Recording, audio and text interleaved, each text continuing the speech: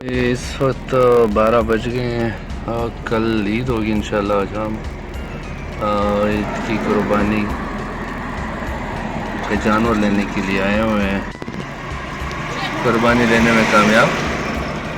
और इंशाल्लाह अभी ये ईद के सेकंड डे पे अफराद व माजूरी के लिए जो कि पैराप्लीज सेंटर के एडमिटेड पेशेंट है उनके लिए इंशाल्लाह इसकी कुर्बानी होगी। शुक्रिया तमाम डोनर्स का।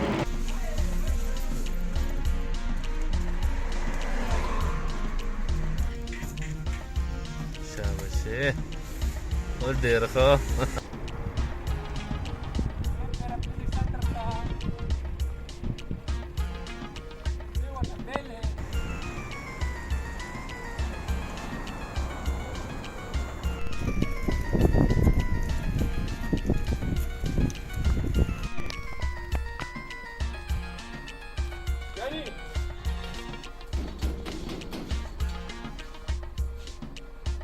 ये भी इस वक्त घर की तरफ वापसी है।